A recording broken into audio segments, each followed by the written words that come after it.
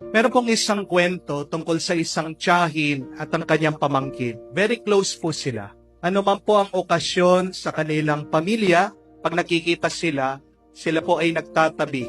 Nung po minsan, kasalan, nakita po ng tiyahin ang kanyang pamangkin, tinabihan, pagkatapos sinisiko, sabi, ikaw nang susunod, ikaw nang susunod. Mga bata po ngayon, di ba, bakit ayaw magpakasal? Naiinis, no? Ayaw po, ayaw.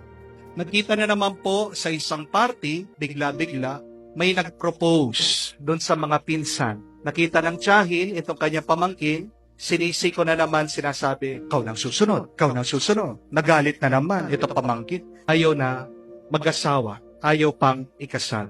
Kaya lang, nung minsan, nagkita po itong dalawa. Ang tiyahin, nandoon, ano po ang okasyon? Libing. Nilapitan po ng pamangkin ang tiyahin, gumante. Siniko po yung kanyang tiyahin, sabi, tita, ikaw na susunod, sabi niya. Mga kapatid, bakit ba nagiging napakabigat ng iyong buhay? Kasi maaaring nakikita mo ang buhay ay isang karera. Life is not a race. You can think about life as a race. But if you see life as a race, as a competition, life will become very difficult. You will be burdened with this life. Gusto mong maging magaan ang iyong buhay? Huwag mong isipin na ang buhay ay unahan. Amen? Huwag mong isipin na ang buhay ay isang karera. Amen? Huwag mong isipin na ang buhay ay pagalingan, payamanan, pasikatan. Amen? Pero paano magandang tingnan ang buhay? Ang buhay ay paglalakbay. Amen? Lahat tayo meron tayong kanya-kanyang paglalakbay. Huwag mong ikukumpara ang iyong buhay sa buhay ng iba. Naglalakbay tayo lahat, wari ang iba, nauna lang sa iyo sa paglalakbay. Pero kung ano ang nakalaan na grasya ng Diyos para sa iyo, mararating mo yon kung magsusumikap ka at kung maniniwala ka sa Diyos. Amen? Faster is not always better. Ulitin ko po. Faster is not always better. Sabihin nyo nga po, faster is not always better. Maaaring nauna ka nga, pero marami kang sinakripisyong mahalaga. Maaaring nauna ka nga, pinilit mo yung hindi para sa iyo, aalisin din ng Diyos. Amen? Focus on your journey. Pagbutihin mo ang iyong paglalakbay. Manalig ka na hinahanda ng Diyos ang para sa iyo. Ganyan po ang kwento ni San Matias. Si San Matias, hindi po siya hinirang o napili kasama ng mga orihinal na apostoles. Dahil po sa pagtataksil ni Judas, nagkulang po ng bilang ang mga apostoles. Kung nakinig po kayo sa unang pagbasa, narinig niyo kung paano nila pinili si San Matias. Nagbunutan sila, nagdasal sila. Pero tinignan pa rin nila, sino ba yung mga kasama nila mag-umpisa noong tinawag sila ng Panginoon. At si San Matias yung napili. Tingnan niyo po, hindi siya yung first choice. Second choice na siya. Huli na siyang napili. Pero kahit nahuli, ito ang mahalaga. Napili pa rin siya. At di ba napakagandang mabuting balita? Sabihin mo din yon sa iyong sarili. Huli man ako, pipiliin pa rin ako ng Diyos. Amen? Mahuli man ako, pagpapalain pa rin ako ng Diyos. Amen? Huli man ako, gagabayan at gagabayan ako ng Diyos. Amen? Kung ganyan ang iyong paniniwala, hindi ka malulungkot at hindi ka mawawala, hindi ka magwawala sa buhay. Huwag kang mag-alala kung para sa iyo gagawa ng paraan ng Diyos para sa iyo.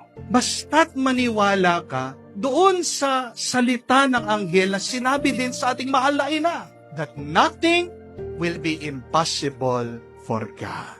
Ang problema kasi ng napakarami sa atin, nagmamadali. We live our lives HWB. Ano pong HWB? Hurry, worry, bury. Nagmamadali, nag-aalala, pero anong ginagawa ng iyong pagmamadali at pag-aalala? Ikaw ay ililibing. Magtiwala ka. Sa panahon ng Diyos, iaangat ka niya. Sa panahon ng Diyos, pupunuin niya ang iyong pangangailangan. Yang utang mo kahit na pagkalaki-laki, sabi mo 25 million, 100 million, para bang wala kang pananampalataya sa Diyos? Ano yung 100 million sa Diyos? Yan ay sentimo lang. Di po ba? Nagmamadali ka, nagumaling ka sa sakit mo. Eh yung gumawa sa katawan mo ay ang Diyos. Siyang may-ari ng katawan mo. Sabihin mo sa Kanya, Panginoon, itong katawan na ginawa mo, may sira, may sakit. Kayo na pong bahala. Di ka ba niya kayang pagalingin? Nagawa niya ang buong mundo, yung sakit mo, hindi ba niya kayang paalisin o hilumin? Kayang-kaya niya. Amen? Kahit na gaano katigas ang ulo ng isang tao, gusto mo magbago siya. Pag ang banal na Espiritu pumasok sa isip at puso ng Diyos, tuloy-tuloy ang pagbabago niyan. Magtiwala ka lang. Huwag kang magmadali. Huwag kang mag-alala. Pag ikaw ay nagmamadali at nag-aalala, anong ibig sabihin? Hindi ka naniniwala at hindi ka nagtitiwala sa Diyos. Amen? Pero pag marunong ka maghintay at ikaw ay nagpapasensya, anong ibig sabihin? Malalim ang iyong pananampalataya sa Diyos. Tandaan niyo po ito. Quick success builds ego, but slow success builds character. Ulitin ko po. Quick success builds ego, kataasan ng loob. Slow success builds character, matibay na pagkatao. Ano ang sinasabi ng Biblia pag meron kang kayabangan, kataasan ng loob? After the pride comes the fall. Mabilis na dumating, mabilis ding mawawala. Pero kahit na mabagal ang pagdating, mananatili yan ngayon hanggang sa magpa sa walang hanggan. Amen? Amen. Ang kuneho mas mabilis sa pagong. Amen? Pero ang tanong, sinong mas matagal ang buhay sa dalawa? Mabilis nga ang kuneho, pero pagkatapos ng isang taon, patay na yan. Pero ang pagong, mabagal man ang kilos. Alam niyo po kung gaano katagal nabubuhay ang pagong? 150 years. Kaya nga, magalak ka, matuwa ka, kahit na naghihirap ka, kahit na napakabagal na pagpasok, kala mo ng grasya ng Diyos sa iyong buhay. Dahil pag dumating naman, talagang yan pinaghirapan mo, nanalik ka sa Kanya, walang tao ang makakanakaw niya. Walang sino man ang makakasira na pagpapala na ipagkakaloob ng Diyos sa iyo. Amen? In God's time. Believe that.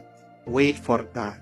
Meron po akong kaibigan, nalungkot nung COVID dahil nag-board exam siya, doktor po. Hindi siya pinalad, bumagsak, hindi pumasa. Pinagdarasal ko siya. Sabi ko, huwag ka mag-alala. May mabuting plano ang Diyos. At hindi po siya tumigil, nananalig, nanalangin. At pagkatapos po ng second take, pumasa. At nung pagkapasa niya, nagkukwentuhan kami, meron siya na-realize. Sabi niya, Father, salamat sa Diyos, hindi ako agad pumasa. Kasi kung agad ako naging doktor, panahon ng COVID, kasama ako sa mga doktor na dineploy sa ospital at baka isa din ako sa mga doktor na nahawa ng COVID at baka namatay. Ang mabuting balita, kahit na second take niya sa board, pagkapasa niya, kinuha po siya agad ng gobyerno, ng munisipyo. Head siya agad na doktor. Kala natin masama ang nagiging huli. Pero tandaan niyo po, hindi lahat ng huli, bigo. That's a very beautiful lesson. It doesn't mean that you are the last, that you are a failure in life. It doesn't mean that you are behind in life, that you are not successful. Sino ang mga tunay na bigo? Yung mga sumusuko. Amen? Kaya huwag kang sumuko. manalig ka at maniwala ka sa Diyos. Again, faster is not always better. And in God's time, He will give you what you deserve, a blessing that is overflowing.